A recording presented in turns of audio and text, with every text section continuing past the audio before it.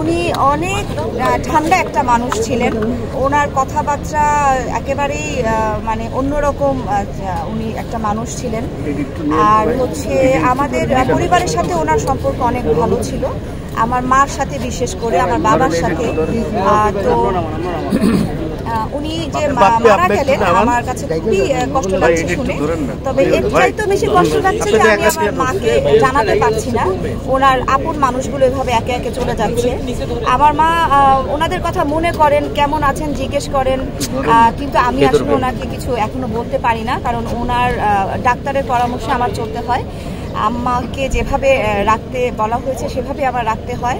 আমার মার সুস্থতার জন্য মৃত্যুর খবরগুলো ওনার কাছ থেকে একটু দূরে রাখতে হয়, যে কারণে আমি বলতে পারছি না। প্রবীর মিত্র মামার ছেলের সাথে আমার কথা হয়েছিল পরশুদিনই যে আমি দেখতে যাব। তখন উনি আমাকে বললেন যে আপা, আজকে তো বোর্ড মিটিং হবে ডাক্তারদের সাথে, আমি দৌড়াদৌড়ির মধ্যে থাকবো, আপনাকে সময়টাও আমি ওভাবে দিতে পারবো না, তার থেকে বেটার আপনি কালকে 4টা থেকে 5টার মধ্যে চলে আসেন বিকালে। আমি বললাম আচ্ছা ঠিক আছে।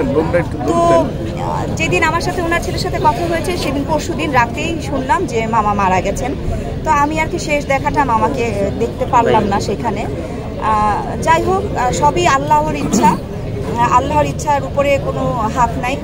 আমাদের পরপর দুজন তারা চলে গেলেন, খুব কাছের মানুষ আমাদের দুজনই, মানে ফিল্মের সাথে একদম অঙ্গাঙ্গিভাবে জড়িত ছিলেন।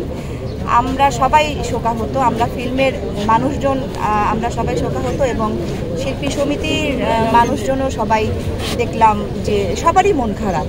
আপু 2022 সালে সর্বশেষ একটা ইন্টারভিউ করছিলাম, যেখানে উনি বলছিলেন যে চলচ্চিত্র পাড়ার যারা মানুষ, যারা এতদিনের তার সহকর্মী, তিনি তারা খোঁজ নিচ্ছিল না ওনার, এই বিষয়ে ওনার বেশ আক্ষেপ রয়েছে। এ প্রসঙ্গে কি বলবেন? আসলে এটা কতটুকু? এটা আসলে আক্ষেপ থাকারই কথা, এটা তো অবশ্যই আক্ষেপ থাকবে, কারণ মানে এই মানুষগুলোর সাথে সবসময় উঠা বসা ছিল একটা পরিবারের মতো। এখন পরিবারের মানুষগুলোই যদি খবরাখবর না নেয়, তো এটা তো কষ্ট লাগারই কথা।